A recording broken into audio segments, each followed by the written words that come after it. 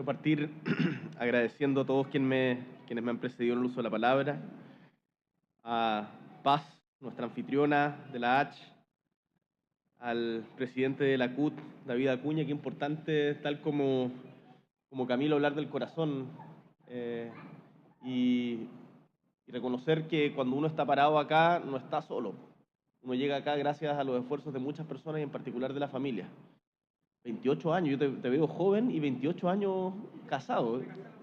Impresionante. Desde los 16. Mira, estáis pasando. Bueno, gracias a Camilo por tu testimonio, a tu familia. Es notable, en verdad, y tu energía yo creo que contagia. Contagia ese optimismo, es contagioso y dan ganas de seguir, pues, dan ganas de seguir peleando. Dan ganas de seguir peleando y construyendo. Así que a ti, a Gabriela, a tu hija, de verdad, felicitaciones. Quiero también aprovechar, antes de partir el discurso propiamente tal, ¿dónde está Estefanía? Ahí está Estefanía.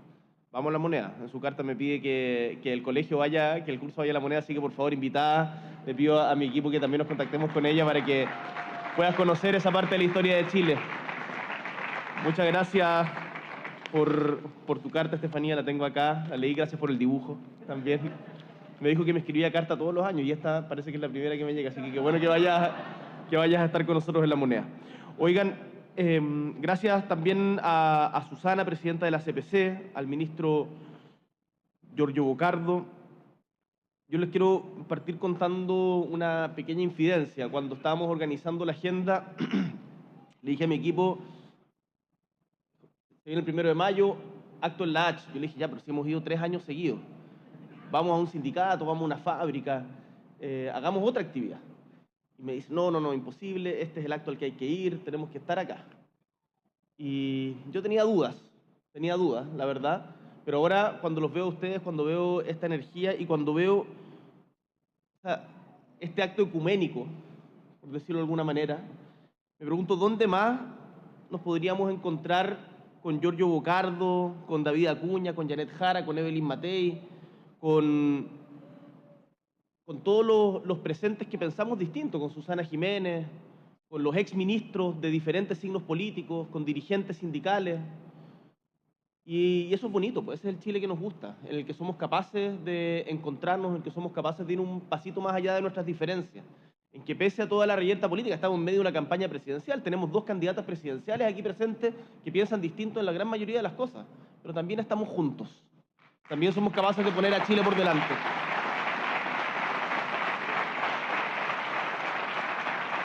Me gusta ese Chile. Y creo importante hacer una pequeña referencia histórica. Giorgio, el ministro del Trabajo, lo mencionaba, pero este no es cualquier día y no nace de la nada. Fue en 1886, si mal no recuerdo, cuando en Chicago, en una huelga, en donde estaban luchando los trabajadores por las 8 horas, por 8 horas de trabajo diarias, 8 horas de descanso, 8 horas de trabajo, se condenó a 5 trabajadores a la muerte y los mataron. De ahí nace esta reivindicación que además fue levantada por la Segunda Internacional, que además la Segunda Internacional fue la que estableció también el 8 de marzo como el Día de la Mujer, que también celebramos mundialmente. Entonces, esos hitos históricos es importante tenerlos presentes porque, nuevamente, tal como cada una de nuestras experiencias vitales no se construye solos, nosotros, quienes estamos hoy día presentes aquí en el mundo, no partimos de la nada, tenemos muchas luchas que nos anteceden y la de los trabajadores del mundo es, sin lugar a dudas, una de ellas. Para mí, desde esa perspectiva, es un orgullo estar acá, saludando además a través de los trabajadores de la prensa a todos los trabajadores y trabajadoras de Chile, porque son justamente los obreros, los campesinos, las temporeras, los trabajadores, las trabajadoras de casa particular, los trabajadores de la minería, la pesca, la industria, el comercio, los trabajadores públicos, los trabajadores de transporte y tantos otros que, como bien decía Susana, hacen posible que día a día Chile crezca y se desarrolle. Chile depende de sus trabajadores y tenemos que tratarlos bien, tenemos que entender la dignidad que se refiere al trabajo y actuar en consecuencia. Y la confluencia aquí justamente de todas estas diferentes actorías que piensan distinto en muchas cosas, creo que es una buena señal.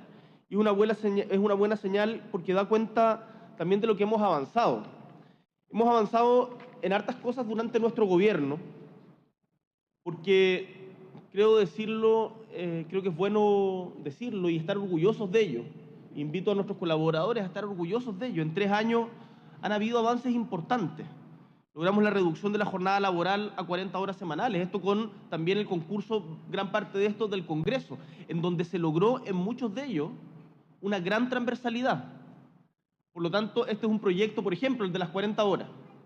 Es un proyecto que nace de una iniciativa de las diputadas Vallejo y Cariola, que avanza con dificultad en el Congreso al principio y que después con diálogo social, como decía el ministro Giorgio Bocardo, con empleadores, con trabajadores, con autoridades, ayudados por la OIT, un organismo internacional, logramos ponernos de acuerdo todos.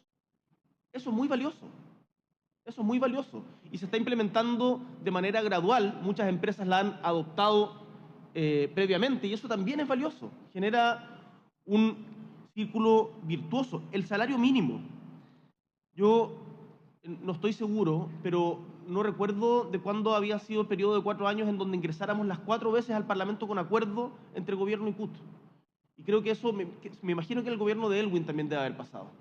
Y creo que eso también es tremendamente virtuoso porque hemos tenido diferencias en esta negociación. David, tú lo sabes, tuvimos diferencias, no estuvo fácil llegar a acuerdo. No estuvo fácil llegar a acuerdo. Pero sin embargo, todos pusimos el interés de Chile por delante y se cedió respecto a las pretensiones iniciales.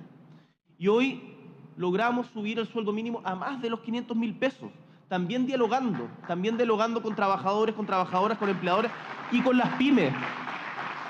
Recordemos que en la primera alza de salario, cuando llegamos a los 500.000 pesos, fue con un diálogo permanente con las pymes, en donde se estableció también un subsidio temporal a las pymes para poder ayudarlas y acompañarlas en este proceso. Aprobamos la ley Karin, ratificamos el convenio 190 para construir espacios laborales seguros, libres de acoso y de violencia.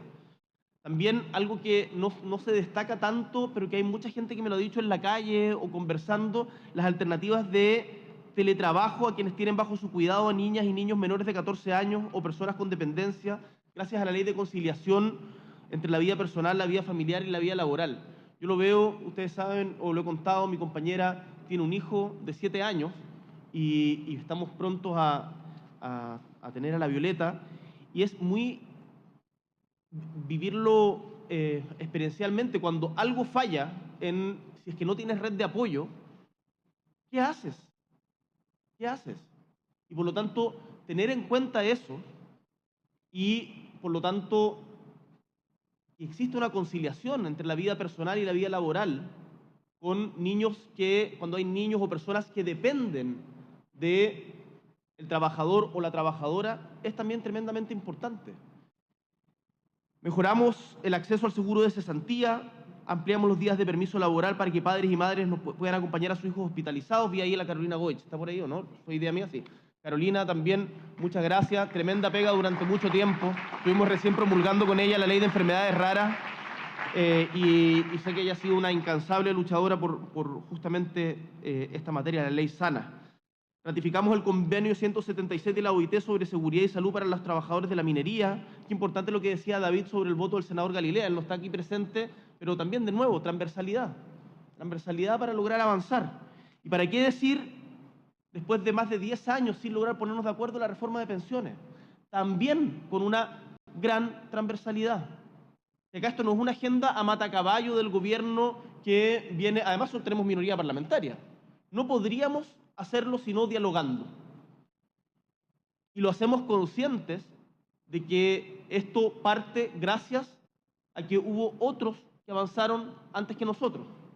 Pienso en la primera reducción de la jornada laboral del presidente Lagos, pienso en la reforma laboral del presidente Elwin, pienso en la PGU del presidente Piñera, pienso en todo lo que avanzó en materia de derechos sociales la presidenta Bachelet.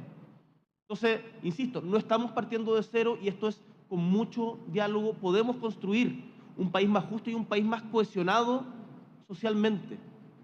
Un país más cohesionado socialmente es un país con muchas más posibilidades de crecer. Lo que vivimos el 2019 habla de una fractura que en cierto sentido permanece en nuestra sociedad, no podemos olvidar eso. Y por eso tiene sentido una agenda de estas características. No es solamente para poner un check en el gobierno, para decir esto es un logro y celebrarlo, sino porque avanzamos en cohesión social que permite una sociedad que se desarrolle de manera más justa. Y nos queda mucho por avanzar, bien lo decía Susana. Y ahí tomo sus palabras respecto a Sala Cuna. Sala Cuna logramos sacar hace poquito la ley de modernización parvularia, porque las sala cunas no son guarderías. Las salas cunas son espacios en donde se entrega la primera educación, la educación inicial, y por lo tanto hay que entenderlo desde esa perspectiva también, hay que valorar el aspecto educacional y el cuidado. La pega que realizan las educadoras de párvulos es de verdad milagrosa, es bien impresionante cuando vayan algún día a un jardín de la Junji, a un jardín de Integra, los hacen dormir siesta todos juntos, a todos los niños, es una cuestión realmente impresionante. Y los niños están felices, al principio cuesta que vayan al jardín y después están felices, socializan. Yo en verdad lo encuentro fantástico, así que digo, Sala Cuna no es guardería, Sala Cuna es educación, y educación que en el momento que más importa. Y también es fundamental para el ingreso de la mujer o la consolidación de la mujer en el mundo laboral. Y también para avanzar en una política de cuidados compartida. Entonces yo le dije al ministro Bocardo, cuando quedó como ministro después de la salida de Janet, su primera prioridad, compañero, es sacar la ley de Sala Cuna, y lo está trabajando junto con la ministra de la Mujer.